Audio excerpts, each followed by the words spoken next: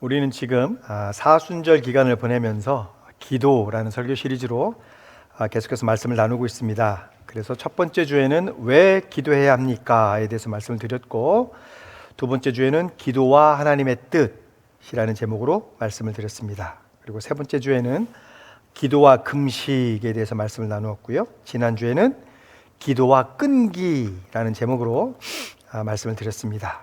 그리고 오늘은 설교 시리즈 다섯 번째 시간으로 기도와 겸손이라는 제목으로 말씀을 함께 나누고자 합니다. 우리는 기도에 대해서 참 말을 많이 합니다. 많이 이야기하고 있습니다. 기도의 능력을 말합니다. 기도의 응답에 대해서 말합니다. 그리고 기도가 얼마나 중요한지 말합니다.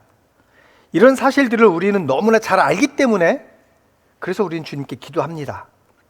우리 삶에 닥친 수많은 문제들을 해결받기 위해, 위로를 얻기 위해, 하나님의 뜻을 구하기 위해서 우리는 기도합니다. 여러분, 근데 혹시 이런 경험 있지 않으십니까? 내가 분명히 기도했습니다. 무릎을 꿇었고 손을 모았고 입술을 열었습니다. 그렇게 기도를 마쳤는데 그런데 뭔가 공허합니다. 내 기도가 하나님께 닿은 것 같지가 않습니다. 분명히 내가 기도를 했는데 기도가 된 것 같지 않은 느낌.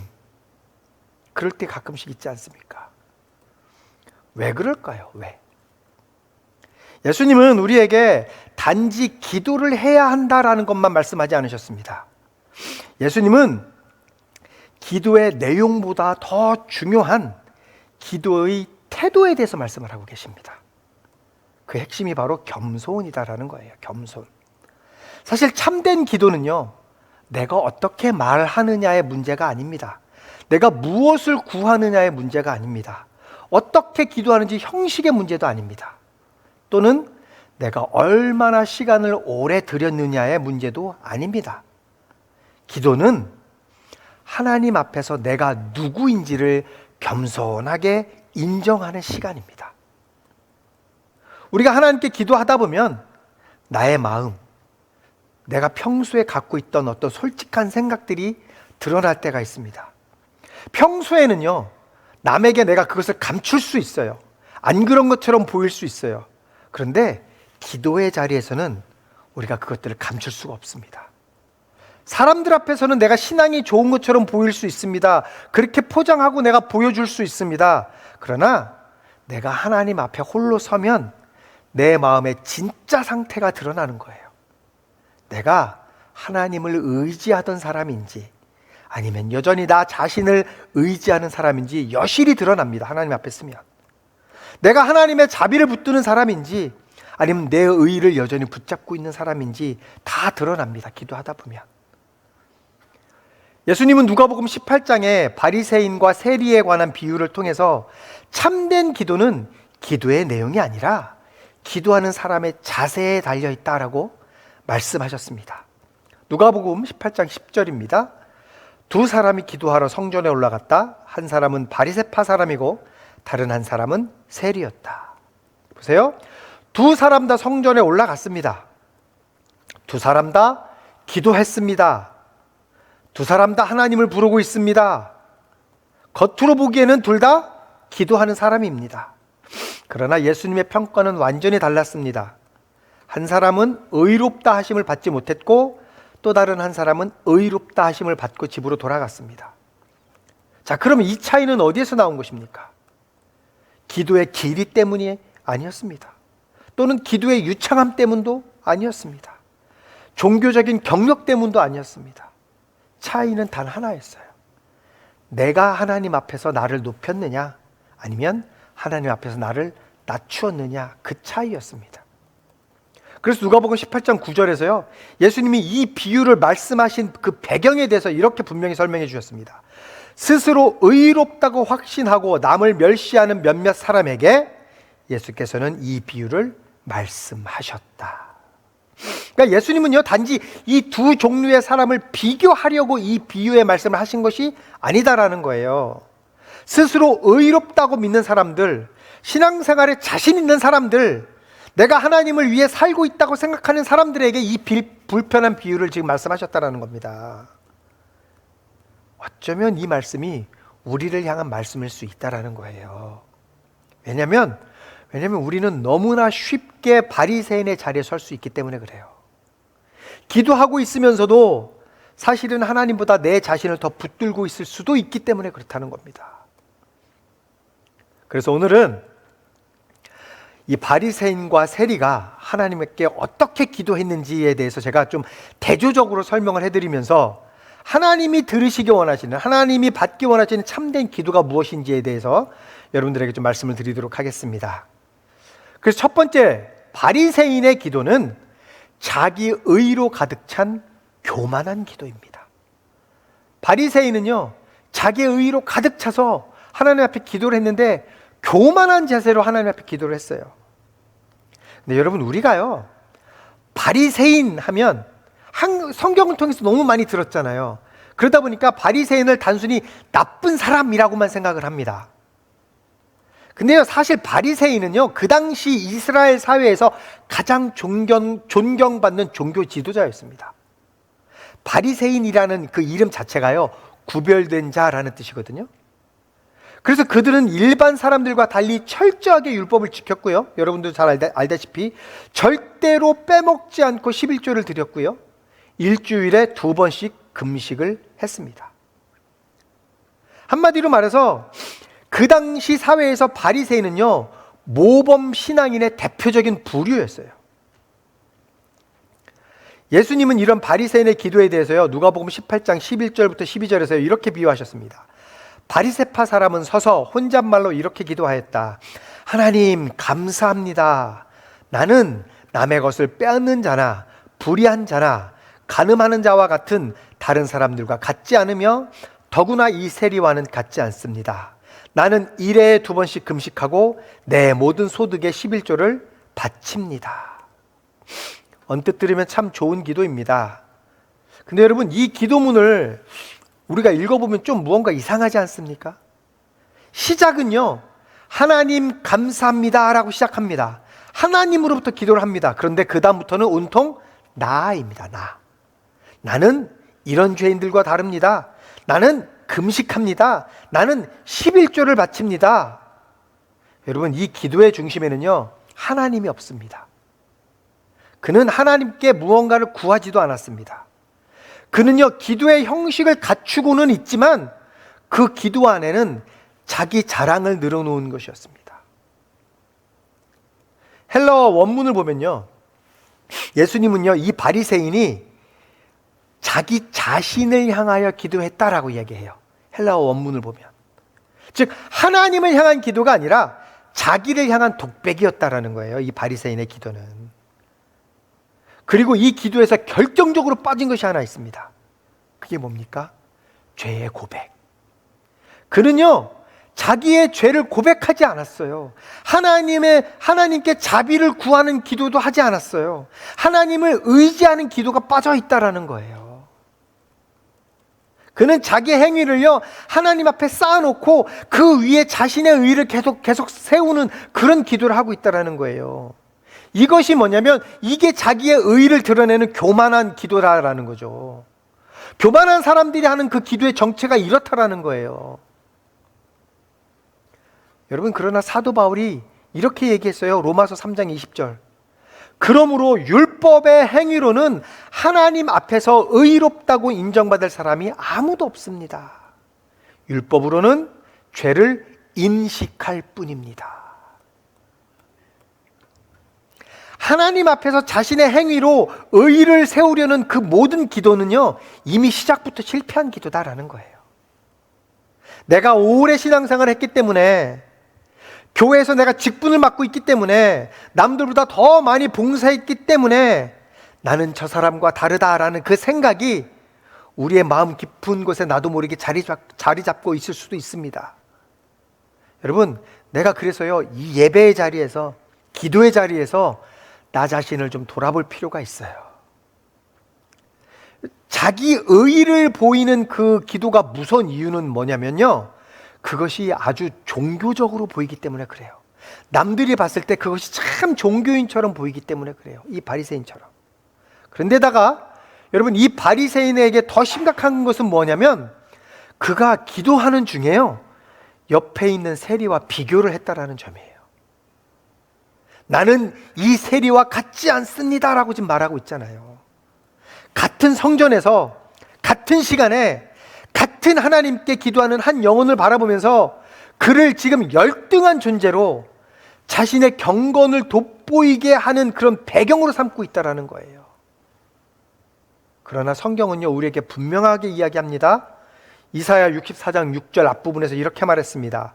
우리는 모두 부정한 자와 같고 우리의 모든 의는 더러운 옷과 같습니다.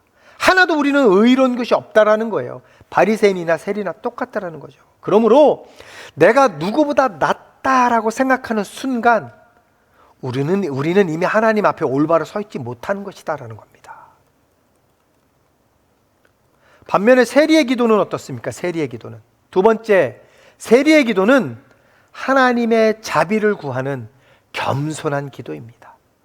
세리는요, 하나님께 자비를 구하는 겸손한 기도를 했어요. 그 당시 사회에서 세리는 로마 제국을 위해서 동족 이스라엘 백성들에게 세금을 거두는 사람이었어요. 텍스 컬렉터잖아요. 텍스 컬렉터. 그래서요, 그 세금을, 같은 동족인데 세금을 거두는 과정에서 더 많은 세금을 거두어서 사리사욕을 채웠어요. 그래서 세리는요, 이스라엘 백성들 사이에서 죄인의 대명사였습니다. 그래서 이 유대인들에게 이 세리는 창녀, 이방인들과 똑같은 취급을 당했어요. 가장 나쁜 사람들, 가장 죄인들의 한 명으로 대표적인 인물이 세리였단 말이에요.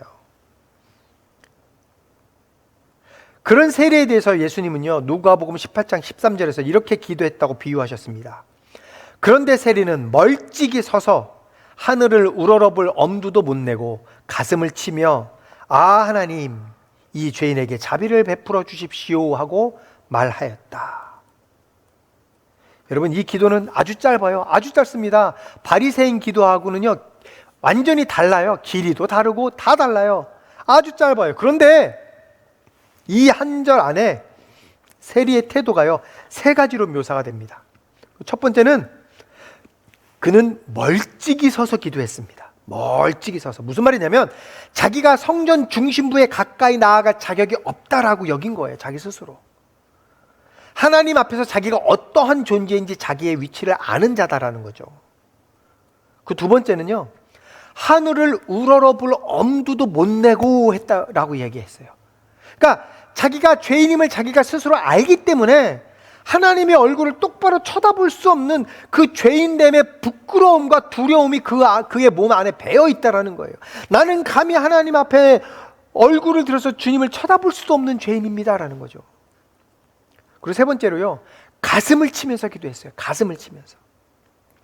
그 당시 문화에서 가슴을 친다라는 것은 깊은 슬픔과 통회의 표현이었어요.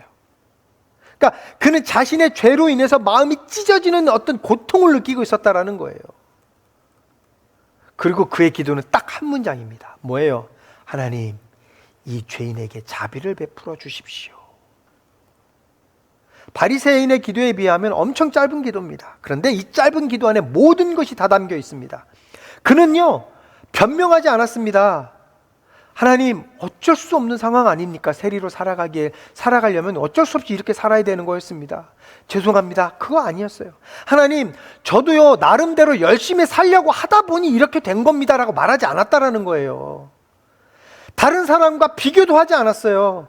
자기의 공로를 내세우지도 않았어요. 그냥 오직 하나님을 향해서 자신의 죄인됨을 인정하고 그저 자비를 구했다고요. 하나님, 나는 죄인입니다. 그렇기 때문에 나는 하나님의 자비가 필요합니다. 세리의 이 기도는요, 다윗의 기도를 떠올리게 합니다. 다윗의 기도. 다윗은요, 시편 51편 1절과 17절에서 그가 밧세바를 범했잖아요. 그 이후에 하나님께 이렇게 고백했습니다. 하나님이여, 주의 인자를 따라 내게 은혜를 베푸시며 주의 많은 긍휼을 따라, 자비를 따라를 얘기하는 거예요. 긍휼을 따라 내 죄악을 지워주소서. 하나님께서 구하시는 제사는 상한 심령이라. 하나님이여, 상하고 통회하는 마음을 주께서 멸시하지 아니하시리이다. 하나님이 원하시는 기도는 의로운 행위의 목록이 아닙니다. 상하고 통회하는 마음, 세리의 기도가 바로 그거다라는 거예요. 상한 마음. 그래서 시편 기자가 34편 18절에서 이렇게 노래했습니다. 여호와는 마음이 상한 자를 가까이 하시고 충심으로 통회하는 자를 구원하시는도다. 하나님은 높고 화려한 기도가 아니라 낮고 상한 심령으로 기도하는 자에게 가까이 오십니다. 세리는 지금 바로 그 자리에 서 있었다라는 겁니다. 그러므로 참된 기도는요, 십자가 앞에서 자기를 내려놓고 하나님의 자비를 붙드는 것입니다. 먼저 자신을 낮추는 것입니다. 입술보다 먼저 마음이 주님 앞에 무릎 꿇는 것, 이게 참된 기도다라는 거예요. 참된 기도는 하나님 앞에서 나 자신을 크게 보는 것이 아니라 하나님을 크게 보는 겁니다. 참된 기도는 하나님 앞에서 내 부족함을 인정하는 것부터 시작하는 겁니다. 기도는요, 여러분, 기도는 내가 자기 힘으로 살 수 있는 사람이 드리는 어떤 선언문이 아니에요. 이 바리새인의 기도처럼. 하나님, 나는 이런 일을 했기 때문에 난 이런 사람입니다라고 선언하는 것이 아니다라는 거예요. 기도는. 참된 기도는요, 주님, 나는 주님이 필요합니다. 주님 없이는 살 수 없습니다. 나에게 자비를 베풀어 주십시오라고 고백하는 그런 사람의 간구다라는 겁니다. 그러므로 기도는 나의 부족함을 아는 것부터 시작합니다. 기도는 솔직하게 나의 한계를 인정하고 나의 약함을 인정하는 것부터 시작하는 겁니다. 그래서 마태복음 6장 6절 앞부분에서요, 예수님이요 이렇게 말씀하셨어요. 너는 기도할 때 골방에 들어가 문을 닫고서 숨어서 계시는 내 아버지께 기도하여라. 근데 여기서 한 가지 제가 추가적으로 말씀을 드리면, 한국어 성경으로는 숨어서 계시는 내 아버지께 기도하여라 라고 얘기했는데요, 영어 성경을 보면요, 숨어서 계시는 내 아버지께 기도하여라는 말이 없어요. 그냥 개인적으로 간절히 기도해라 이렇게 이야기. 왜 하나님은 숨어 계십니까? 그렇지 않아요. 우리는 숨어서 기도할 수 있죠, 골방에 숨어서. 그러나 하나님은 숨어서 들으시는 분이 아니에요. 근데 이게 약간 번역이 약간 잘못됐지만 뭐 중요하지 않습니다. 중요한 것은 내가 골방에 들어가서 하나님께 기도하는 게 중요한 거예요. 근데 여기서 예수님은 왜 골방이라고 말씀을 하셨을까요? 왜 문을 닫고 기도하라고 말씀하셨을까요? 예수님이. 왜냐하면 골방은 사람의 시선이 끊어지는 자리잖아요. 아무도 볼 수 없는 자리입니다. 그 자리는. 문을 닫으면 남에게 나를 보여줄 필요가 없잖아요. 거기서는요, 내가 문을 닫고 숨어서 기도를 하면 거기서는 남과 비교할 이유가 없어요. 나를. 거기서는 내가 얼마나 경건한 사람처럼 보이느냐가 전혀 중요하지 않아요. 그곳에는요, 오직 하나님과 나만 남아 있어요. 그리고 바로 그 자리에서 우리는 내가 생각보다 훨씬 연약한 존재다라는 것을 깨닫게 된다는 거예요. 내가요, 사람들 앞에서는 괜찮은 척 할 수 있습니다. 잘 견디는 척 할 수 있어요. 신앙이 좋은 사람처럼 보일 수 있어요. 그런데 하나님 앞에 서면, 하나님 앞에 홀로 서면 그때는 달라져요, 상황이. 내 안에 불안이 드러납니다. 내 안에 두려움이 드러납니다. 내 안에 갖고 있던 욕심이 드러납니다. 내 안에 상처, 교만이 드러나게 돼요. 다 드러나게 됩니다. 그래서 문을 닫고 하는 골방의 기도는요, 겸손을 배우는 자리예요. 내가 누군지 정확하게 알 수 있는 자리거든요. 그래서 기도는 내가 괜찮은 사람임을 확인하는 시간이 아니라 내가 하나님 없이는 살 수 없는 사람임을 확인하는 시간이에요. 그래서 하나님께 솔직하게 도움을 요청할 수 있는 그런 시간이다라는 겁니다. 그래서 시편 121편 1절부터 2절에서요, 시편 기자가 이렇게 고백했습니다. 내가 눈을 들어 산을 본다. 내 도움이 어디에서 오는가? 내 도움은 하늘과 땅을 만드신 주님에게서 온다. 이게 기도의 시작입니다. 이게. 내 인생의 진짜 도움은 하나님에게서 온다라는 것을 인정하는 것. 기도는 바로 이 진리를 인정하는 시간입니다. 하나님은 완벽한 사람의 기도보다 부족하고 상한 마음을 가진 사람의 기도를 받으십니다. 하나님은 다 잘하고 있는 사람의 보고를 기다리는 것이 아니라 주님, 저는 안 됩니다 라고 고백하는 자의 부르짖음을 듣는다라는 거예요. 여러분, 이것은요 패배의 언어가 아니고요 믿음의 언어예요. 믿음의 언어. 왜냐하면 내가 할 수 없음을 인정할 때 비로소 하나님께서 하실 자리가 열리기 때문에 그래요. 자, 그러면 이 두 사람의 기도에 대해서 예수님의 평가는 어땠을까요? 예수님의 평가. 그 세 번째, 예수님의 평가. 예수님은 자기를 낮추는 자를 의롭다고 하십니다. 자기를 낮추는 자, 겸손하게 기도하는 자를 그 자가 바로 의로운 사람이다라고 이야기하셨습니다. 그래서 예수님이 누가복음 18장 14절에서요 이렇게 확실하게 결론을 내리셨습니다. 내가 너희에게 말한다. 의롭다는 인정을 받고서 자기 집으로 내려간 사람은 저 바리새파 사람이 아니라 이 세리다. 누구든지 자기를 높이는 사람은 낮아지고 자기를 낮추는 사람은 높아질 것이다. 의롭다는 인정을 받는다는 이 말씀은요 단순히 이 세리를 칭찬하는 그 말씀이 아니고요 이것은 칭의의 선언이에요. 칭의, 의로운 사람이라고 확정받은 그 선언이에요. 즉 구원받은 사람이다라는 말씀인 거예요. 경건하는 척한 그 바리새인이 의롭다고 인정을 받은 것이 아니라 나는 경건하지 못하다고 인정하고 겸손하게 주님의 자비를 구한 그 세리의 기도, 그걸 통해서 그가 의롭다 하심을 받았다라는 거잖아요. 여러분, 이게요 하나님의 은혜가 작동하는 방식이에요. 이게 하나님의 나라의 원리다라는 거예요. 그래서 베드로전서 5장 5절 뒷부분부터 7절에서 이렇게 말했습니다. 모두가 서로 겸손의 옷을 입으십시오.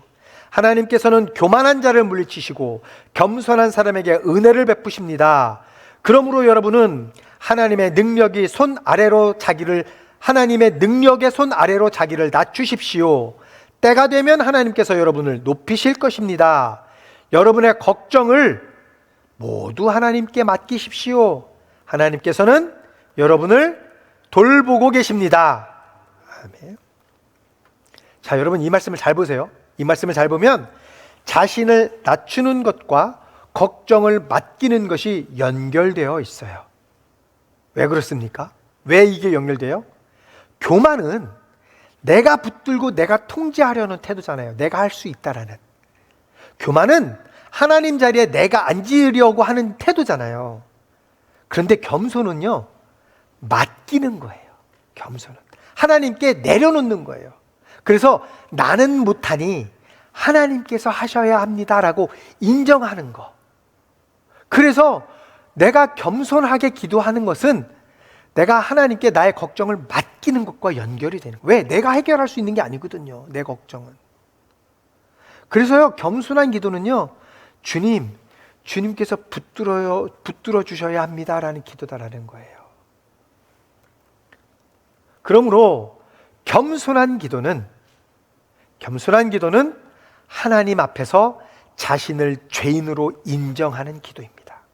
이게 첫 번째예요. 겸손한 기도는 첫 번째, 하나님 앞에서 자신을 죄인이라고 인정하는 기도. 그 두 번째, 겸손한 기도는 하나님의 자비와 긍휼을 구하는 기도입니다.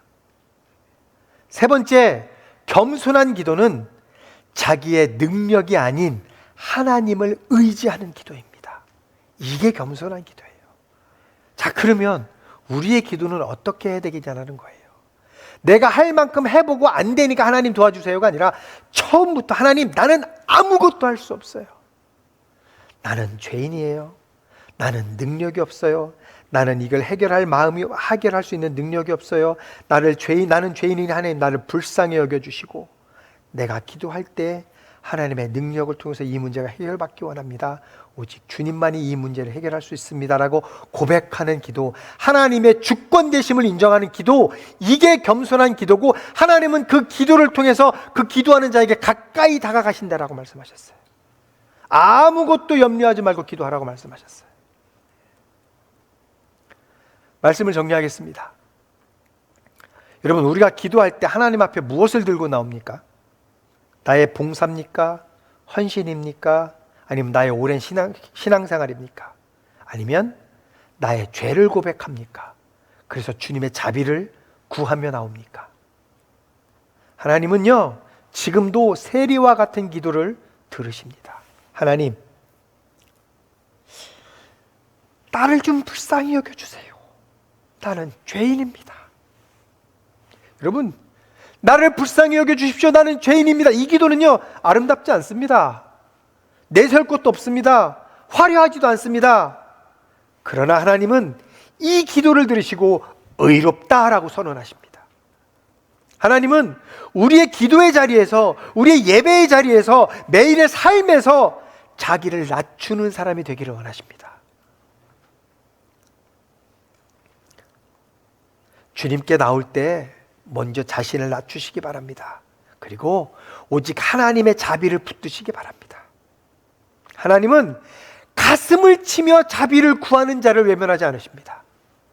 하나님은 낮은 자를 용서하시고 회복시키시고 마침내 높여주실 것입니다. 주님, 저는 주님의 은혜가 꼭 필요합니다. 주님, 저를 불쌍히 여겨주십시오. 주님, 오직 주님의 자비만 붙들게 해주십시오. 이 기도가 저와 여러분의 기도가 되기를 바랍니다. 그래서 우리 모두가 사람 앞에서 보이기 위한 기도가 아니라 하나님 앞에서 엎드리는 그런 기도를 드리게 되시기를 바랍니다. 우리 모두가 자기의 의의를 내세우는 기도가 아니라 그리스도의 자비를 붙드는 그런 기도를 드리시는 여러분들이 되시기를 바랍니다. 그래서 겸손한 자에게 부어주시는 더 큰 은혜를 풍성히 누리는 저와 여러분이 되시기를 예수님의 이름으로 축복합니다.